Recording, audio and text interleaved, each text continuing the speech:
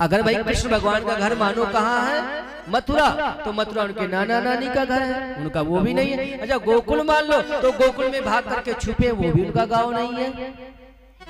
फिर भगवान कृष्ण का घर कहाँ है, वृंदावन, वृंदावन तो राधा रानी का गांव है, वहां भी वो भाग करके छुपे हुए हैं।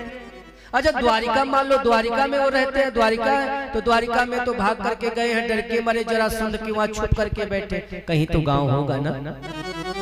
भाई इनके बप्पा जी का, वासुदेव जी का कहीं गांव है कि नहीं है, गांव कहीं होगा जरूर। वासुदेव जी के पिता का नाम है सूरसेन, और कंस के बाप का क्या नाम है, कंस के बाप का क्या नाम है, उग्रसेन, और वासुदेव जी के पिता का क्या नाम है, सूरसेन। उसमें उग्र है, इसमें सूर है, उग्रसेन है, ये सूरसेन है। सूरसेन भगवान कृष्ण के गांव का नाम है सौरी बटेश्वर, जो कि मथुरा से 20-25 किलोमीटर दूर जमुना उस पार सौरी बटेश्वर है, जहां सौरी बटेश्वर के भगवान के पिता वासुदेव जी के पिता अर्थात सूरसेन जी रहते थे। सूरसेन जी के पुत्र वासुदेव सौरी बटेश्वर के रहने वाले। कंस के अत्याचार से, अच्छा कंस कैसे पैदा हुआ था, कंस जब अपनी मां के पेट में था, तो एक बार उग्रसेन महाराज की रानी अर्थात कंस की मां जमुना जी में स्नान करने गई बहुत सारी सखियों के साथ। बहुत महत्वपूर्ण विषय है, कंस की जन्म की कथा सुनो। अब कंस की माँ जो थी, कंस पैदा नहीं हुआ था, पेट में था, गई थी स्नान करने जमुना जी में, लौट करके आ रही थी, तो हुआ क्या पता है, जब अपनी सहेलियों के साथ आने लगी, तो रास्ते में द्रुमिल नाम का एक राक्षस था, द्रुमाली,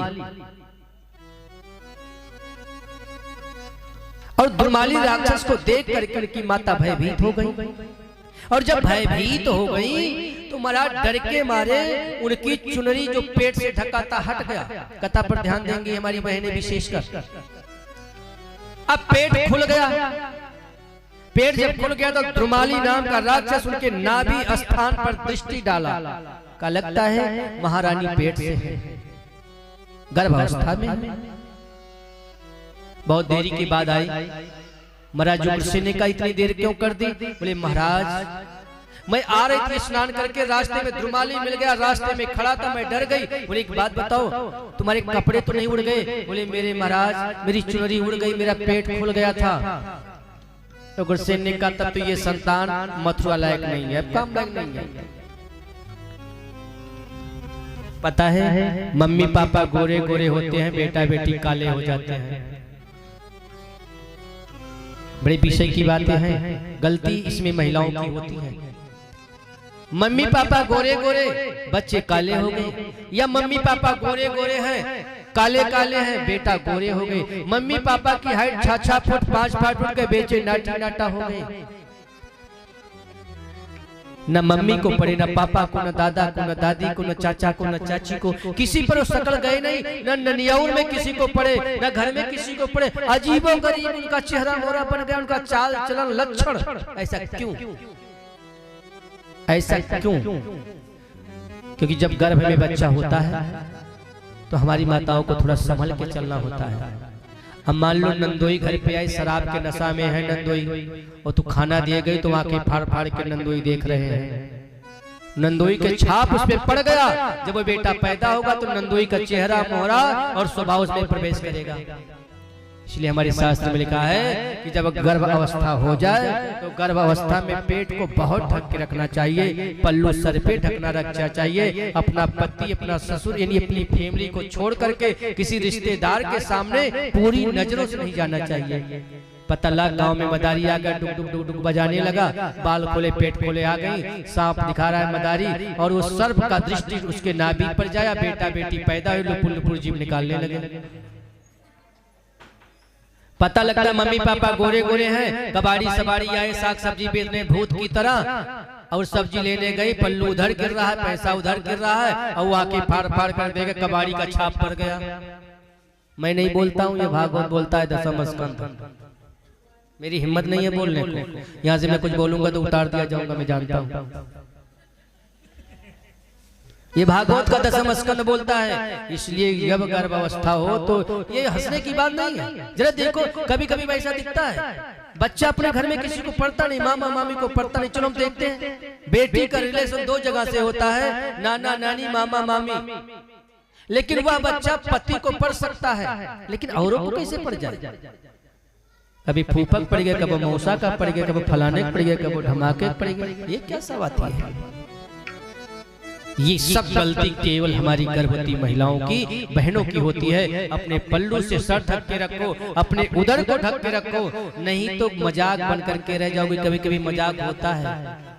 रामायण भी अभी कथा इसमें आएगी। कन्हैया जी से लोग पूछते यशोदा नंद गोरे गोरे तो काले काले क्यों हो गया भैया?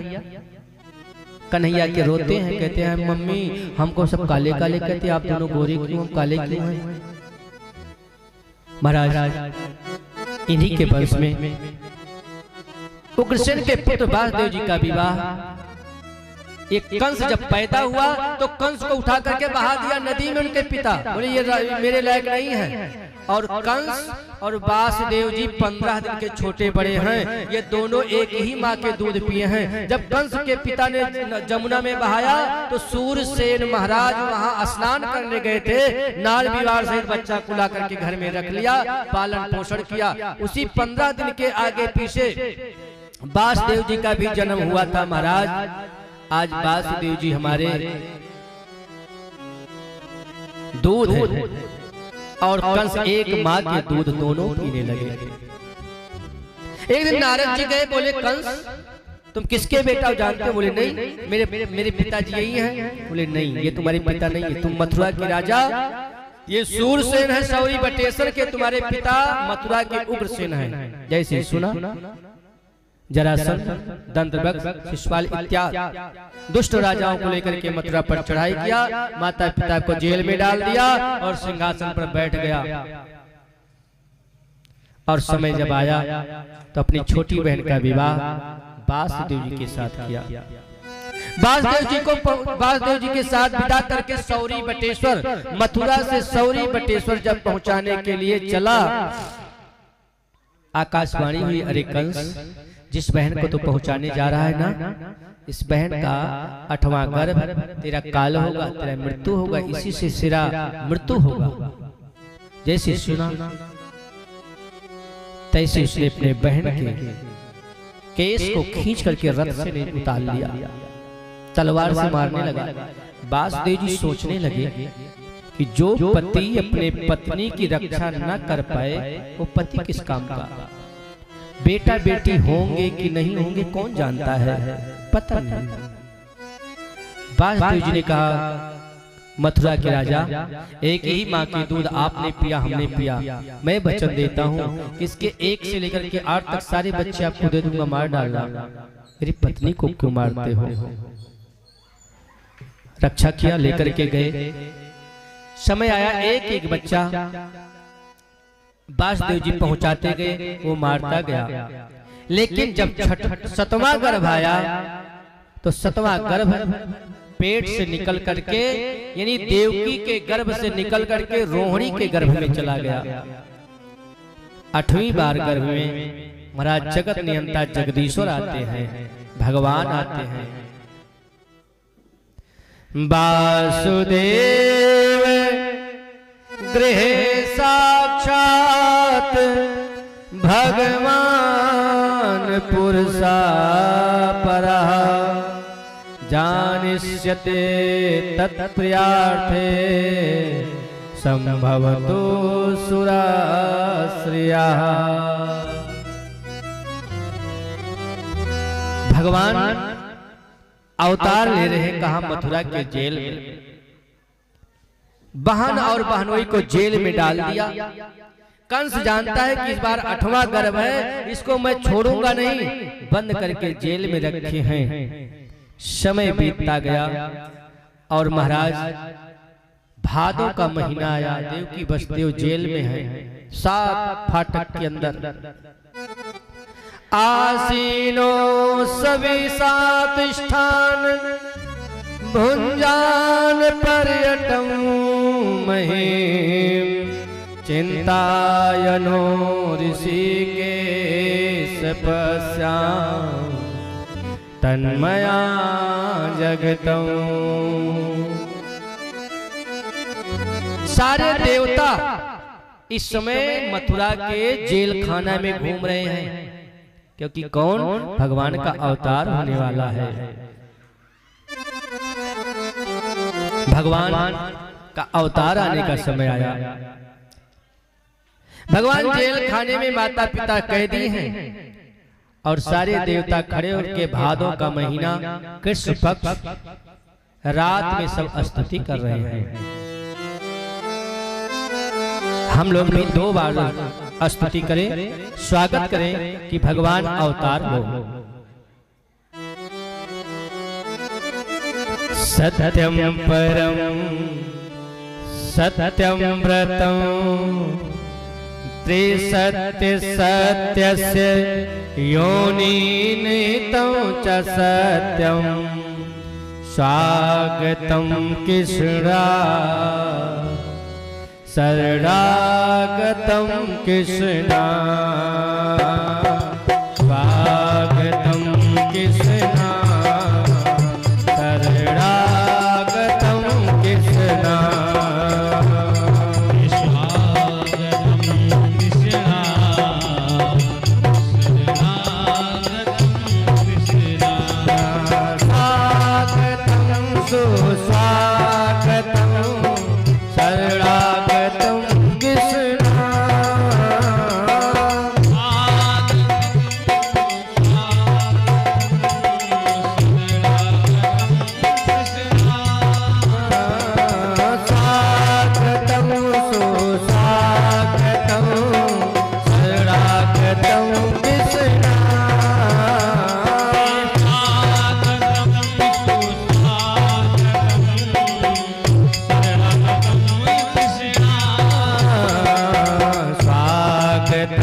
कृष्णा शरणागतम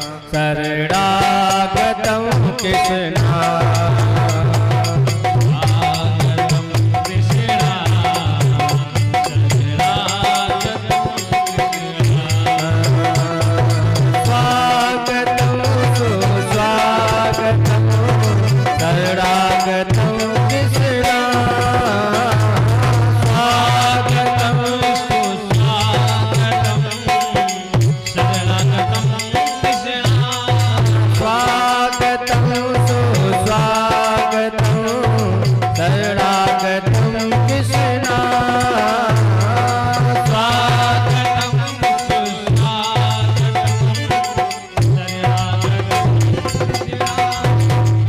सारे देवता लोग स्तुति करके जब अपने अपने धाम गए, अष्टमी तिथि बुधवार रोहिणी नक्षत्र में भगवान प्रकट हुए। अभी जेल में भगवान प्रकट हुए, माता देव की सो रही है, कोई देख नहीं रहा है। वासुदेव जी से कहा, भक्त वासुदेव हमें ले जा करके और नंद के यहाँ गोकुल में पहुंचा दो। तुम्हारे मित्र नंद के यहाँ एक कन्या जन्म ली है, उसे ला करके जेल में रख दो। ये राज कोई जान ना पाए, अगर कोई जान जाएगा ना तो हमें मार डालेगा, हम छुप करके रहेंगे। और वासुदेव जी वैसे किए, भगवान को लिए रातों रात मूसलाधार बरसात होती है, गोकुल में पहुंचे और गोकुल में ले जाकर के यशोदा रानी के पास लिटा दिए। यशोदा रानी के पास से उस बच्ची को लेकर के मथुरा के जेल में पहुंचे। सारे दरवाजा बंद हो गए, ज्यों का त्यों। वासुदेव जी की समझ में ये बातें नहीं आ रही थी, आखिर ये भगवान बन करके छोटा क्यों बन गए। मन में बार बार बातें। बोले एक बात और सुनो, माता जी से कभी मत बताना कि मैं ये सब काम किया हूँ। भगवान सुबह नंद जी के यहाँ भी यही था कि यशोदा रानी गर्भावस्था में बच्चा होने वाला है। और सुबह नंद जी के भवन में जब ये सूचना मिली, कि नंद रानी ने बालक को जन्म जाया है। बोले नंद के लाला की। नंद के घर जब हुआ तो उत्सव होने लगा, आनंद होने लगा। बोले नंद के लाला की। अरे नंद घर आनंद भयो, जय कन्हैया लाल की। नंद घर आनंद भयो, जय कन्हैया लाल की।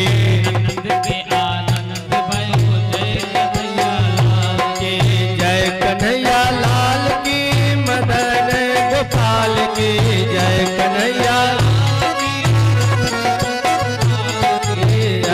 गोपाल काल की।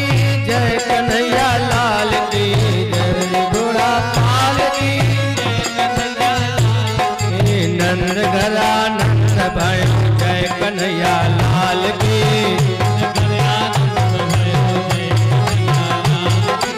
नंद जी के घर में महाराज जय जय होने लगा, अति आनंद। बोल नंद के लाला की। नंद जी ने कहा ए भैया नाई लगा दे दुहाई ब्रज में। अब एक दूसरे से पूछे का भयो का भयो का भयो, भैया क्या हुआ? बोले जय हो, नंद के लाला हुआ है, नंद के लाला हुआ है। नंद जी के आंगन में बज रही आज बधाई। नंद जी के आंगन में बज रही आज बधाई। नंद जी के आंगन में बज रही आज बधाई। नंद जी के आंगन में बज रही आज बधाई। नंद जी के आंगन में बज रही आज बधाई। नंद जी के आंगन में बज रही आज बधाई। सौ सौ बार बधाई लोगो, सौ बार बधाई लोगो, लाखों बार बधाई। नंद जी के आंगन में बज रही आज बधाई। नंद जी के आंगन में बज रही आज बधाई। नंद जी के आंगन में बज रही।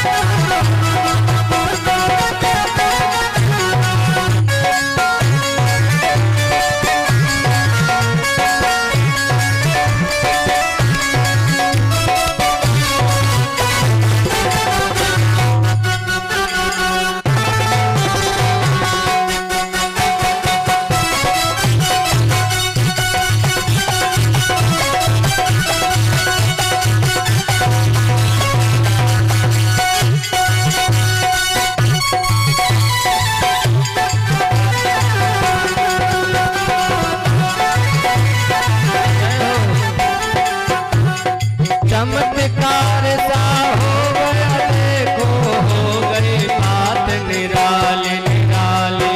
चमत्कार सा हो गई बात निराली। चमत्कार सा हो गया देखो, हो गई बात निराली। चमत्कार सा हो गया देखो, हो गई बात निराली। रात रात में नंद बाबा की, रात रात में नंद बाबा की दाढ़ी हो गई काली। नंद जी के आंगन में बज रही आज बधाई। नंद जी के आंगन में बज रही आज बधाई। नंद जी के आंगन में बज रही आज बधाई। सौ सौ बार बधाई लोग, सौ सौ बार बधाई लोग, लाखों बार बधाई। अच्छा, हंसना में बधाई देने का रिवाज नहीं है क्या? यहाँ बधाई देने का रिवाज नहीं है ना? सौ सौ बार बधाई लोगो, सौ सौ बार बधाई लोगो, लाखों बार बधाई। नंद जी के आंगन में बज रही आज बधाई। नंद जी के आंगन में बज रही आज बधाई। नंद जी के आंगन में बज रही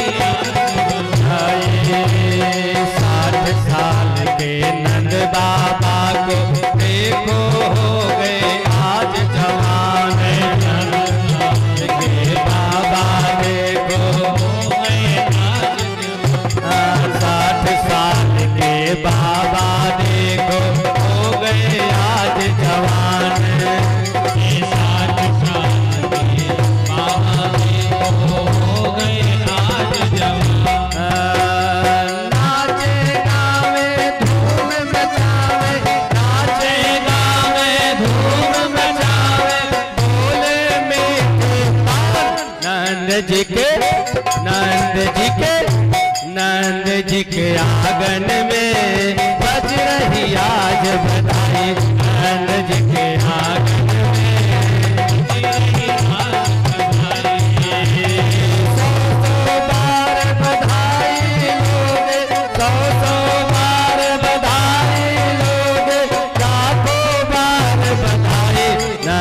जी के आंगन में बज रही आज बधाई। नंद जी के आंगन में बज रही आज बधाई। नंद जी के आंगन में बज रही आज बधाई।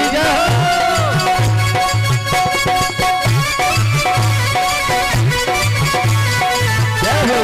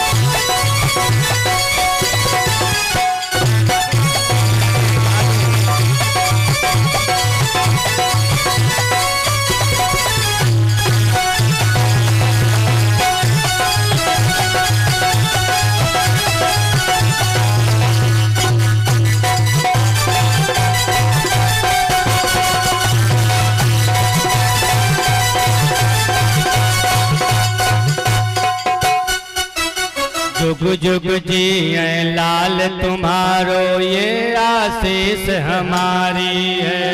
जुग जुग जिए लाल तुम्हारो ये आशीष हमारी है।